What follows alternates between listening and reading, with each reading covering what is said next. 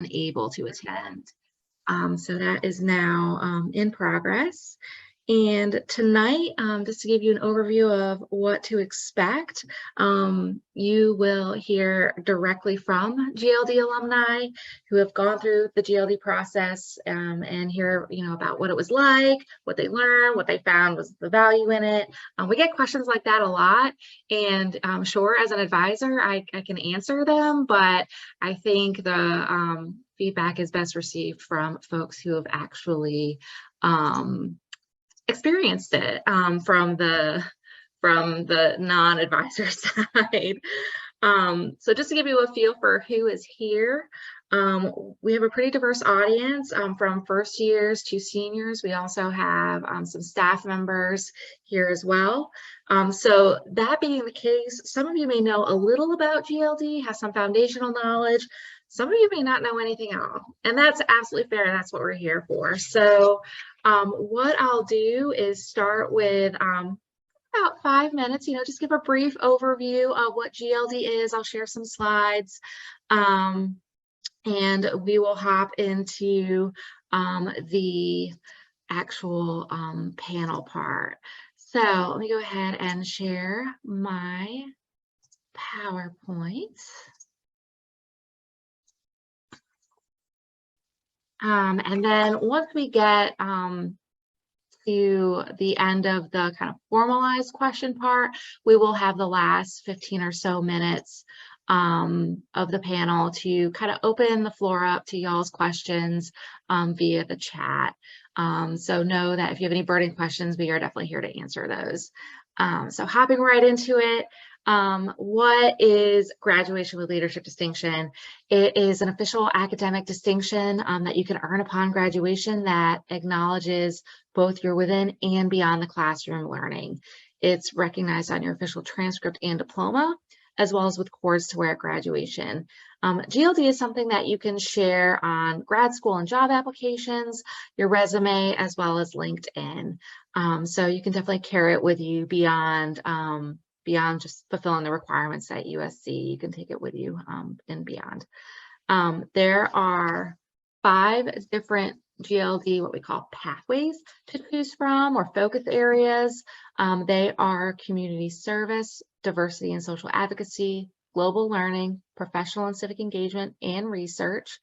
When it comes to choosing a pathway, it should really align with your interests and passions and help you highlight your involvements during your time in college. To be honest, you may already be meeting requirements in one or more of these pathways at this point, just by getting involved in things that interest you at USC. In terms of the requirements, once you choose a pathway, the same 6 general requirements apply. And that's how you earn GLD. You work towards fulfilling these requirements over the course of your college career. So it's not anything you do everything for in one semester. You do it over time. We track your experiences in an experience record and application on our website. And the first requirement is a cumulative 3.0 GPA at the time of graduation.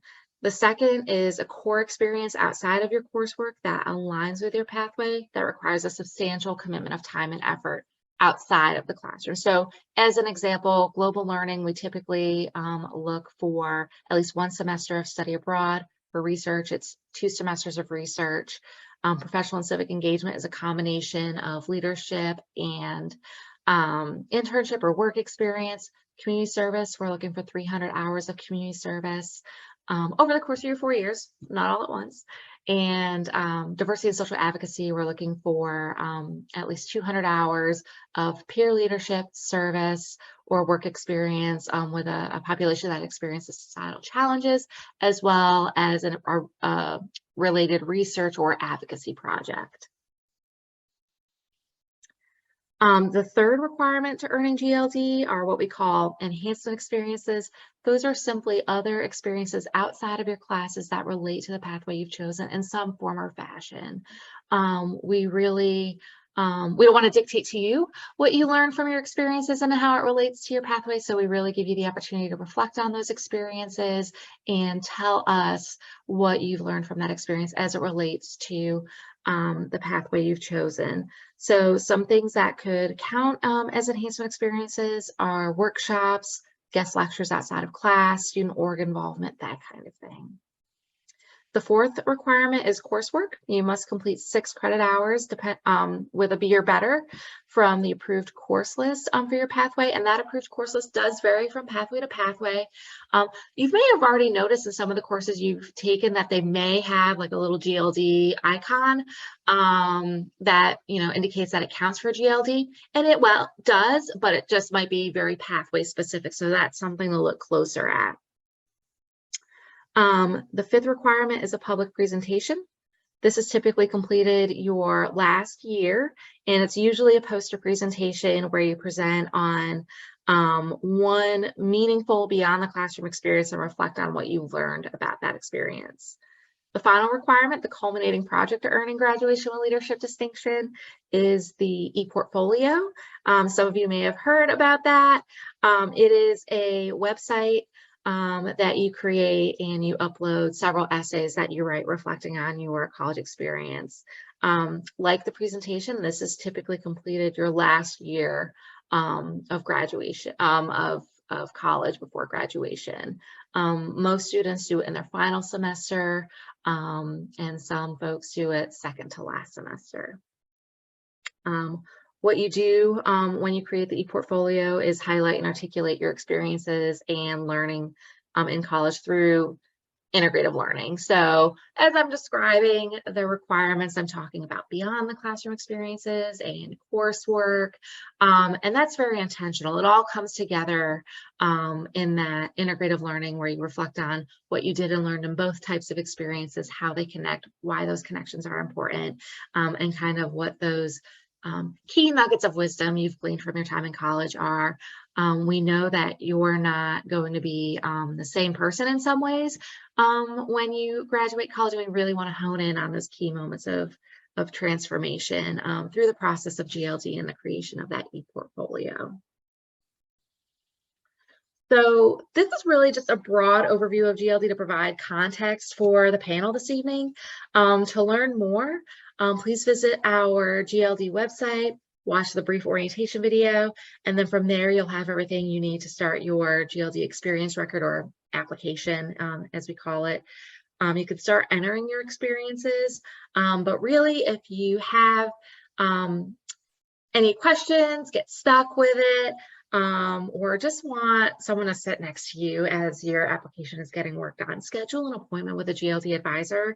We're happy to talk through your experiences, how they fit into the pathway you're most interested in, as well as how to find experiences that relate to your pathway. I've included a QR code in case you're interested in making a GLD appointment, and that'll take you right to EAB Navigate, where you can look for CIEL. We're under the involvement engagement category. We've got several advisors to pick from with advising availability all throughout the week. So you can definitely find an appointment time that works best with your schedule. For more information, definitely check out our website. You can email us, as well as follow us on Facebook, Twitter, Instagram, LinkedIn. Those are just some resources. So at this point, I would love to turn it over to our moderators for the evening. And Max, I think we'll start with you. Hey guys, so my name is Max White. I'm a third-year political science major with minors in journalism and English, and we're really excited to moderate this alumni panel tonight. We'll start the panelists. We'll start with panelist introductions, then ask some pre-selected questions that were submitted by the audience, and then we'll use the last 10 or 15 minutes to address questions that you guys can submit in the chat. So I look forward to it. Hi everyone, I'm Hui. I'm a third year here and I'm studying visual communications and film. And I wanted to express a huge welcome and thanks to our panelists who are alumni taking the time out of their evening today to spend time with us. Starting with Francis, please share your name, graduation semester and year, major, campus, GLD pathway, and what you're doing now. Yeah, absolutely. Let's see if I can remember all those. So hi, I'm Francis Villanueva. I majored in computer science and mathematics. I graduated earlier this year, May 2022, from the UofSC Columbia campus. The two pathways that I did was research and then professional and civic engagement. And currently I am an integration consultant with Gemini, which is like a tech consulting firm. Did I get everything? Sick. And my name is Madeline France. I also graduated in May 2022 of this year from UofSC Columbia. I was a public health major, and I did the research pathway for GLD. Right now I'm working at a spine and neurosurgery practice, and I'll be applying to medical school in May.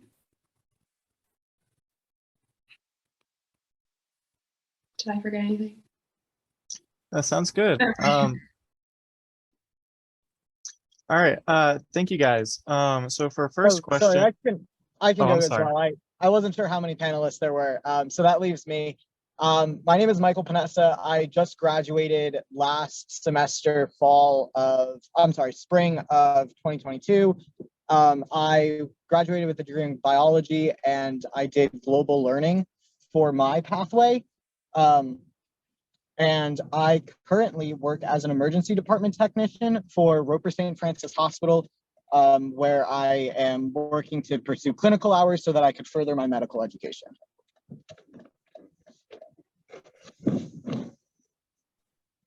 all right, thank you guys. Sorry about that. So for our first question, why did you guys decide to pursue GLD, and when in your college career did you guys start working on it?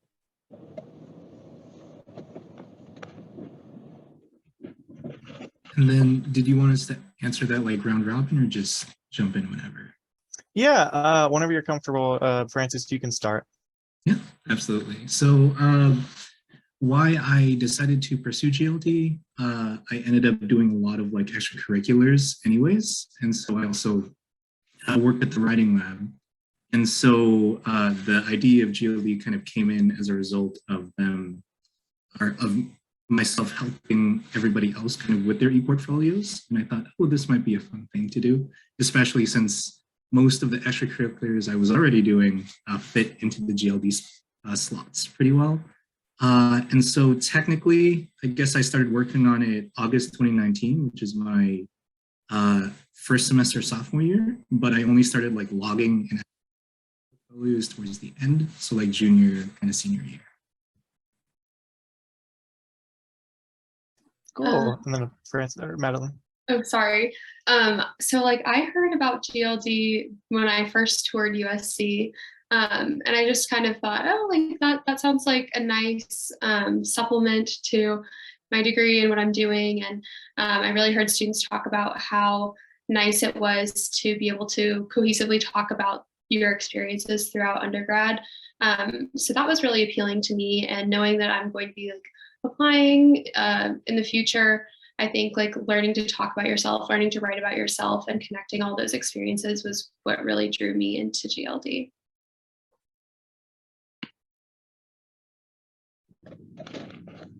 For me, it was something similar where I heard about GLD from the first instance of touring the school, I believe is when I heard it, and I was really drawn to the prestige of it, honestly.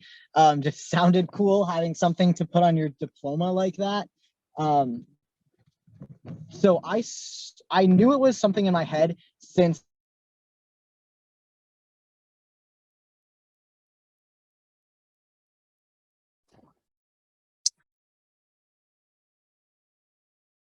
I think Mike got disconnected, so Max, could we ask the next question? Yeah. So how'd you guys find opportunities within your pathways to get involved and fulfill the GLD requirements? So interestingly enough, on my end, as I said, the extracurriculars I kind of already had. There was that research with the Early Social Development Intervention Lab. I did peer tutoring, which helped for the professional and civic engagement. And I also did an internship with DHEC. And so those three things kind of, I kept my eyes open. I know everybody here knows about how often, you know, USC blasts you with emails, but some of them are worth going through. You can find a lot of cool opportunities. I think the lab I even saw on a billboard, or like one of those little push pin type boards. And so I saw a fly for that and I was like, oh, sounds like a cool opportunity. So yeah, just kind of keeping my eyes open. And for me, they just kind of came in, and then I applied to them, got in, and then boom, GLD stuff. Kind of the same thing for me, just watching those emails and really expressing interest. I did my research. I worked on 2 separate research projects, one my junior year and then one my senior year, which was my junior year was kind of COVID year. So that was really hard, a hard time to get started in that. So I was really just like talking to people who I was interested in, like just writing letters to professors, asking people like, do you know anybody who's interested in the stuff that I wanted to do? And I ended up being able to get a virtual research role with like somebody from Drexel University, just because I knew people who knew people. So I think just putting yourself out there and showing your interest really goes a long way. And also just like naturally, you might, like Sarah said, you're probably going to be involved in a lot of stuff already that is very relevant to GLD. So ask around, ask those people, hey, does this qualify?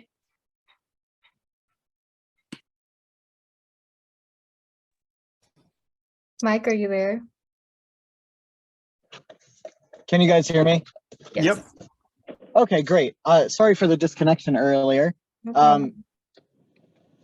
Yeah, I knew about GLD since like freshman year, and I was really aware of when I was studying abroad, because I did global learning, that was something I wanted to do. So I kind of did my research ahead of time on what the requirements were, what kind of classes would and experiences would go into GLD, and then I literally kept like a diary while I was abroad, specifically for documenting those experiences and what I was getting out of them. That way it would be a good reference for when I completed the GLD as a senior. And then I think another thing that was really helpful was just scheduling that appointment with the GLD staff, because if there was anything I thought I might have missed, or if I needed ways to get in other requirements, I just simply went to the source and asked about it. Cool. Thank you guys. So what did you find sorry. So the requirements for the GLD accomplishment can seem daunting. How time consuming was the process, and how did you guys manage meeting these time commitments on top of I'm sure all of your other obligations you guys mentioned? So definitely it's fairly time consuming. Like, it's not an insane amount of work, but I think even the website says the e-portfolio itself takes 40 to 60 hours. But the nice thing about it is that you can get started as early as like right after this meeting, you know, like those links that Sarah kind of put up there. You can log them whenever, whatever you're doing, you can kind of just tack onto there. And then the e-portfolio itself, as soon as you make that appointment, it gets easier. And then there are specific courses to do. So, you know, again, everyone being college students, we all know time management is just kind of a, you know, give and take. But as long as you're relatively on top of things and like you kind of take things piecemeal as opposed to shove everything at the end, it's a good amount of work, but it's a manageable amount of work. I definitely agree with what Francis said. I think like making sure that you're I would look at the application at the beginning of every semester, at the end of every semester, and kind of see like, what did I do? What what are we looking like for the next semester, to see where we're at. And I think also like the GLD, you should make it like work for you. I don't know, like, yes, be an overachiever if you want to be, but you shouldn't be like hurting yourself going out of the way to try and like do these things. For me, like medical school is like research, like I'm interested in research. I would have done that regardless. So I think I really made it work for myself. If you can get something paid, that's amazing. time management is always a thing, but I think it's always just great. Like, just do as much as you can. And I think the GLD stuff is going to naturally like fit into your interests and really relate to that. So just choose stuff you enjoy. Yeah, I agree. A lot of it is things that you're going to be doing already, and then GLD is like the minor to your major, where you're really already taking these classes, and you might need to do a couple supplemental things here or there. But ideally, it's things that you enjoy. That's I think one of the key purposes of GLD, and so yeah, it is a lot of work, and I'll even say that the e-portfolio was more work than I thought it would be. My girlfriend did hers during like COVID year while she was online, and I think that gave her a slightly different experience than I had while doing a class for my GLD e-portfolio. And I think I underestimated the work it would take, but even that, it was a lot of fun work. My e-portfolio was like my baby. I was very proud of it at the end, and I probably did more work on it than I even needed to do, put extra hours in just because I actually enjoyed it. So yeah, it's work. The way you balance it is by trying to incorporate it into the things that you're already doing, especially if you're a senior and you're doing your e-portfolio. You're probably also looking at whatever your next step is, whether that's job applications or graduate school applications, wherever you're going from there. A lot of that GLD e-portfolio stuff is going to be relevant, so you can really time manage by doing two things at once. That was great. Thank you. So we've heard that a presentation is a requirement for GLD. What was that presentation like for you guys? How did you, prepare for such a task? So definitely the Discover USC is typically the presentation that everybody ends up doing. If you're in research or professional civic engagement and you're allowed to present like a board or a panel or something, that's always a fun thing. But I loved Discover USC. The actual process for it, making the post and everything, not the funnest thing. Well, it was a nice experience at the end, but there was a little bit of like prep work. Of course, you need to practice presenting, right? So I practiced to my research mentor, I want to say like 5 or 6 times until she was like very sick of me. But there's a lot of practicing presenting. You have to make your actual poster yourself. And then, signing up and getting everything situated. But actually presenting and then taking that last step of, oh, this is what I've been doing for the past, year or semester, however long your experience was. That was very gratifying for me, especially because, with everything that you do, sometimes you forget about a lot of like the fundamentals that you ended up doing. So the details kind of get lost because you're in there and you're actually going through that experience. But when you're rehashing it for person upon person at something like Discover USC, it kind of summarizes it and makes it like, oh, I really did do that, didn't I? I really did do research for X amount of time on this and that. So kind of similar to that last question, it's a good amount of work, but it is solid work and work that you can be proud of afterwards. Definitely, presentation can sound daunting to a lot of people. I think freshman year me was pretty like scared and worried about this part of it, but it honestly ended up being like really fun. Like Francis said, it's kind of like, okay, wow, I did all of this and now it's done and I can talk about it and I can share my excitement for it. There's so many professors there and like parents and just people who are interested to hear what you are interested in. I was able to present my research to like at 2 other conferences before. So if you're able to do something like that, I think that's really valuable to just kind of get some extra practice under your belt and feel more confident and comfortable with that. Definitely do your poster ahead of time. USC like really makes it easy to get stuff printed and like that kind of thing. Your GLD mentors and I'm sure CIEL will be able to help you like coordinate all that stuff. But yeah, it was a great experience. I think a really valuable part, pushes you out of your comfort zone a little bit.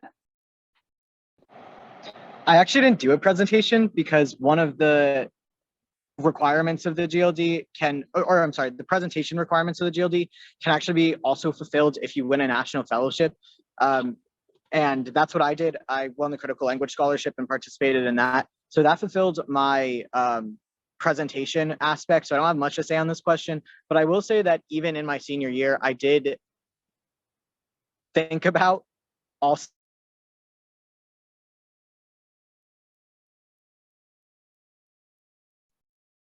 Sorry about that. I think Mike is having some connection issues, but we'll get back to him later. So we briefly talked about it, about the e-portfolio and the process. So what did your timeline look for your e-portfolio? What option did you choose to support you? We have University 401, structured advisement, or did you just do it independently?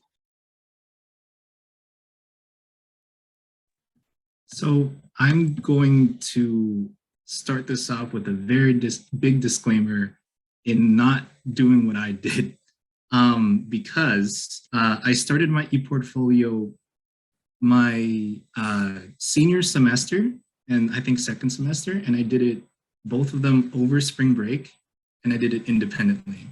So instead of taking you through the terribleness that was, doing like what 6-7 essays over the course of a week independently, it should look like, and I am allowed to talk about this because tutoring GLDs, everybody did it so much better than me. You should give yourself maybe a week, like 1 or 2 essays per week. These essays I'm talking about are the key insights. And so if you give yourself just a little bit, and again, you do it piecemeal, you're able to do your e-portfolios a lot at a better rate, and you don't have to stress about things as much. Let's see what else. I recommend those 2 courses, right? The University 401 GLD and that structured advisement. They help you be structured and not push things to the last minute. And the way that they end up spacing things out usually helps a lot of people with, actually sitting down and completing the e-portfolio. So again, be very careful about kind of not just pushing it off. I think the only reason why mine turned out so well, quote unquote, is because I've been, tutoring this a lot. But yeah, independent, if you end up doing independent, try to do it a lot earlier and try to, schedule a lot more advising appointments. What I did, I took the half semester course. I took a capstone section with David DeWheel. He's amazing. I would totally recommend the half semester. I don't love writing. And when I do write, I feel like I can just like knock it out pretty quickly and like take a day or so and edit. So anything longer than the half semester for me, I think would have just been like dragging the process along. So I really, really liked that part of it. It's also going to be, I took mine like second semester senior year. So I was, kind of mentally done anyways. And I don't know, you don't want to be writing and like, you just want to be like enjoying the rest of your time. So I really love the half semester approach. And I would definitely do like an in-person class with everybody. Like it was really nice to hear what everybody was interested in, and you get good practice. We practice for our presentations. So it's like a nice kind of community feel, probably a lot of people that and stuff like that. So I'm a big fan of that. All right, hey guys, hopefully you could hear me better now and there stops being connection issues. I'm sorry about that. I left the parking garage, so hopefully this is better. As for the last question, I just wanted to say really quickly that I didn't actually do a presentation because I did a national fellowship instead. And that's one of the things you could look at as fulfilling that requirement. I did the classroom style GLD 401 e-portfolio presentation prep. And that was great. I loved the structure. I thought that my instructor was very, very valuable in getting together my thoughts and even helping me come up with some ideas. I definitely recommend the classroom style. And if you're super stressed on time, if there's something that you've got going on, like I was in the middle of EMT school when I was doing that, and there is an online section. There's not a ton of spots, but if that's something that you really need, and you really feel like you want to take the class, but you can't do the in-person, see if that's an option. but I recommend the class for sure. Great, thank you. So what did you find the most difficult? How did you overcome the challenges? Oh, of the class? Or of GLD? Just most in general, yeah. Sorry, I didn't mean to jump the line, Francis. You could go ahead. Yeah, no, you're fine. I like the queue system that we got because order's nice. But yeah, most difficult, definitely time management, like I just said. And then I think a big part of my issue too was that motivation.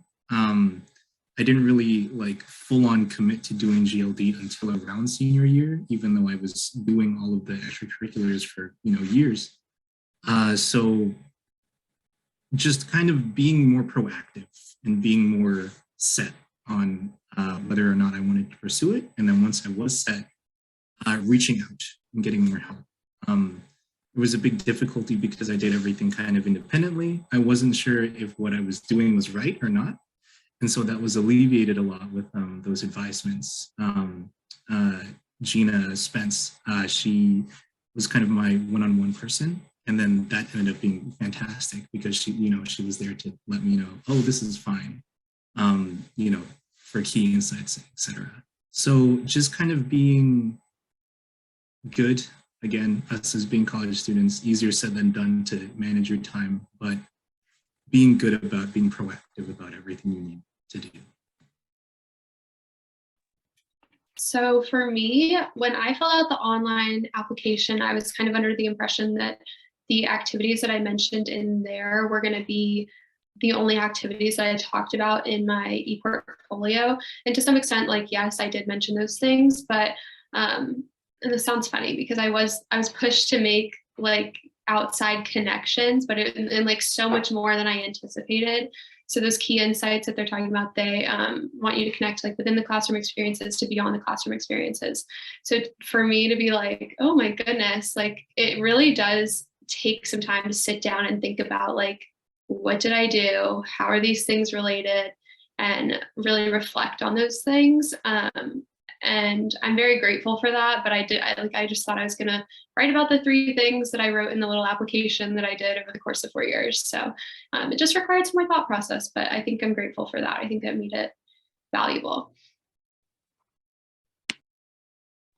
One of my biggest challenges was recovering projects that I had done for those in the classroom experiences when I was putting together my e-portfolio. And I'll say that with the disclaimer that I knew I was doing this from the start. So when I was studying abroad, when I was doing all of these extra classes, I was keeping a good record. And yet still it was a challenge to recover these, so they call them artifacts when you do your e-portfolio. You need artifacts to document your learning.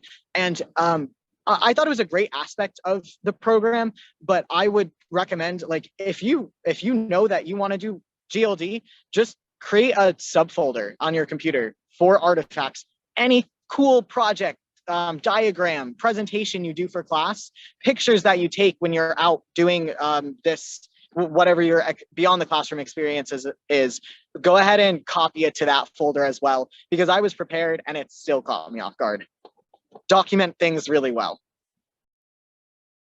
I will add that I actually went back and like had to make some stuff because I was like, I did this, but I have no idea where I saved it. So that's great advice. Yeah. Yeah, thank you guys so much. This has been really insightful. So what other advice do you guys have as they pursue GLD, just kind of along the way, just kind of, tidbits here and there, like you mentioned with the compiling the projects and things like that? Francis, we can start with, Francis, we can start with you. Yeah. Other than, again, you guys are probably very, tired of me saying start early, but definitely take advantage of all your resources. Exactly things like this, right? Where you're kind of getting a sneak preview into what GLD looks like. I'm going to plug the lab because I love plugging the lab, but the Peer Writing Lab does frequent collaborations with GLD. They do what's called GLD Write Night, where it literally, you can either talk to an advisor and kind of get started, or you can continue doing your key insights and those kind of other essays. But there are so many resources available to you, especially for GLD. And if you ever like, even if you don't know what resource you need specifically, if you meet up with an advisor, I'm like 99% sure they'll give you something to be able to kind of boost yourself up a little bit in terms of progressing towards the end of that GLD. But kind of, again, keeping your eyes out and taking advantage of all the different things that everybody, or that the wonderful, CIEL staff have laid out for you. They want you to get that GLD. So, all the tools that they've given, kind of take advantage of those. I definitely agree with all of that. Use your resources. And then I think if you're somebody who's on the fence about which pathway to go with, especially if you're not like a senior, you have time to decide. Just do things that you're interested in and then see when you're done, like, okay, like what does this fall into? You don't have to go out of your way to do something that is not aligning with your interests. And then I think actually just really use it as a good time for reflection. The whole process is very thought-provoking, and I think it's really valuable. So just appreciate it and try and like learn about yourself from it. Going off that, I think my biggest piece of advice is to take it as a personal project as well as an academic project, where I think that it gets stressed so many times. You'll hear it again and again and again, that this is great for resume building and talking about your experiences when you go to jobs or graduate schools. But I think more than that, like I have actually used the things I've learned in my GLD experience, learned to articulate during my GLD experience in an interview, literally for the job that I'm sitting outside of right now. But way more than I've ever used it in an interview, I've used it personally, where we pay a lot of money to go to school. We have sunk a lot of hours into our college education, and USC is a great school with lots of experiences such as GLD to really enrich that education. And being able to make those connections between what I've done in the classroom, outside the classroom, how it integrates together has just really made me appreciate my education a lot more. And yes, now I can articulate it better, but I also think about it better. And it makes me look back more fondly on my college education.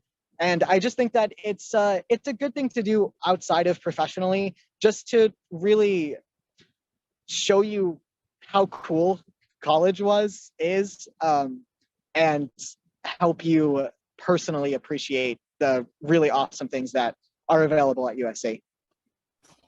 Yeah, thank you guys so much. That's really exciting. And then sort of going off that, Mike, what did you guys find most rewarding parts of GLD, and just sort of that process of pursuing it?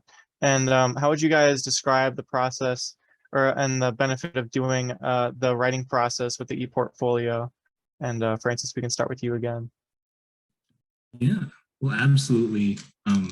Building off Mike, when you have to articulate and you have to take your experiences and write it down, that helps you whenever you talk about it, right? Whenever you're asked about it in interviews, whenever you're asked about, what's one, example of overcoming hardship, etc. They're kind of laid out for you already, and you've already done it. So it becomes that much easier for you to kind of bring it back up from your memory. That being said, right, the e-portfolios, because they're websites, right, and I'm a computer science, so tech guy, it's really useful whenever on my resume I have websites that they can click on, and then they can see, oh, Francis did this, this, and this, and this is what his e-portfolio looks like. So yeah, it looks cool, right? Don't like make your defining factor be, oh, this looks cool on my college diploma, and this looks cool on my resume, etc. However, that's a very good plus, right? It's a very, I don't know if it will define whether or not you get the job, but it's a nice talking point, especially with your interviewers. I agree. I think it's an interesting talking point. It does look cool on your diploma.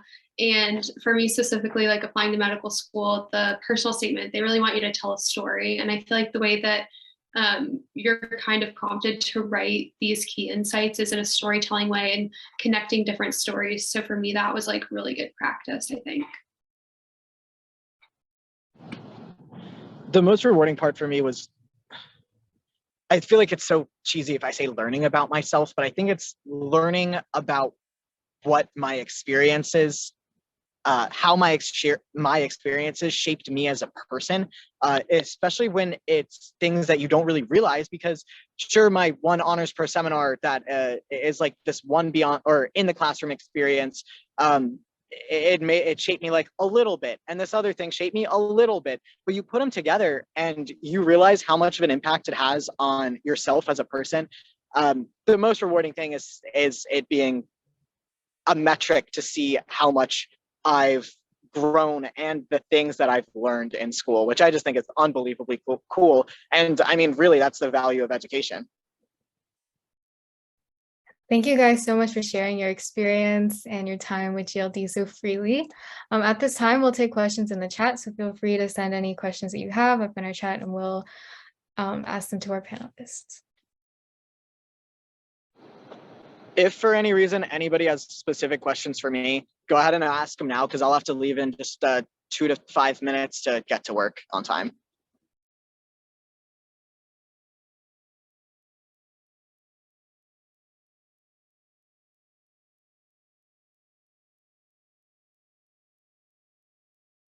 So while you guys write the questions, just another quick question we can ask is, what's been the most meaningful connection you guys made, you know, any kind of key insight? Mike, you mentioned sort of getting to know yourself, anything like that?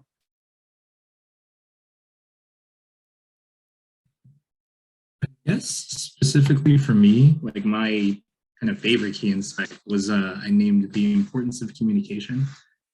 Being a tutor, right, and being a researcher and being, you know, involved in DHEC, communicating became like a really important process, right? Just because you're meeting with so many people and you're kind of trying to transmit information and get information. There's all this, you know, this talking.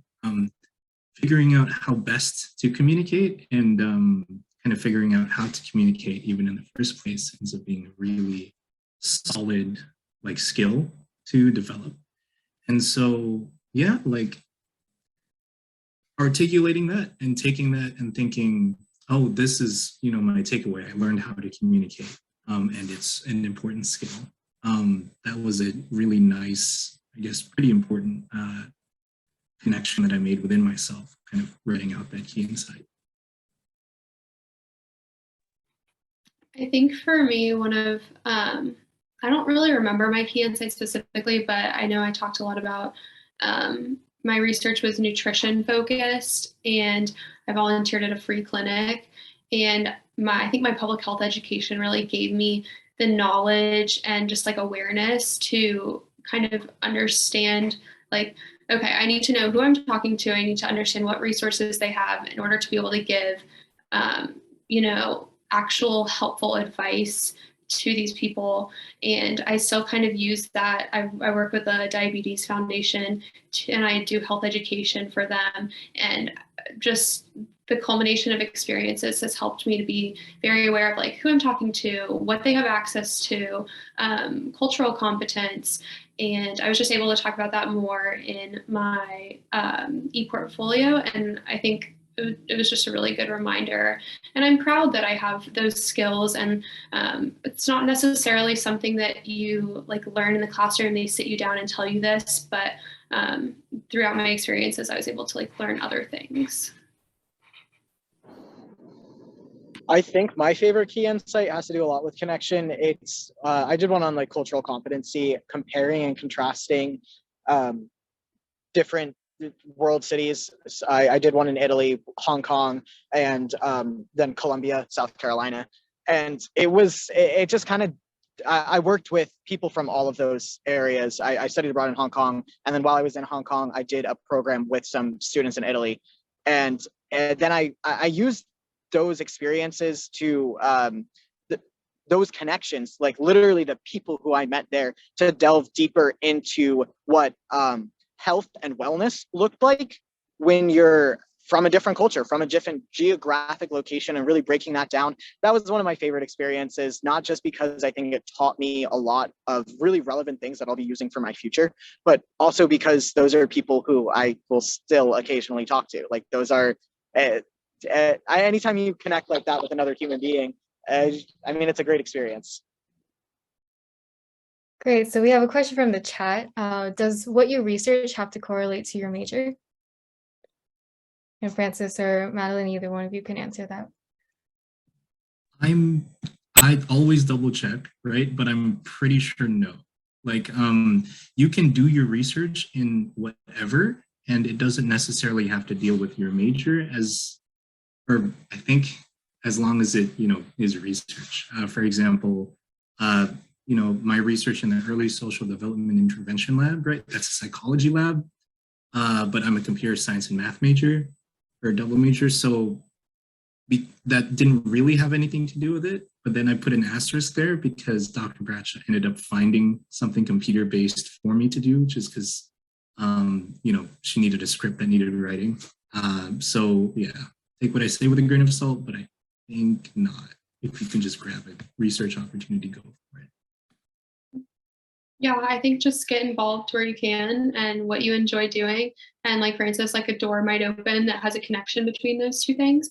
And you also might just be able to connect those experiences to what you're learning in the classroom, like regardless. So don't do something that you're not interested in just because you feel like you have to do it, because it's not going to be fun, you're not going to enjoy it, and it's not going to be nearly as gratifying. Great, thank I didn't do you. research, but if I could chime in real quick, that absolutely. I mean, don't do this for the name on the diploma. Do it because you love it. And that I did global learning, and I'm a biology pre-health major. Like, nope, had nothing to do with it. A huge component of my GLD had to do with language learning because it's a hobby of mine. It's something that I realized I liked. But develop yourself as a whole person. And also with that, I'm going to sign off. Thank you guys so much for having me. Thanks for all the questions. I just have to get to my night shift. So wish me luck. Bye. Thank you.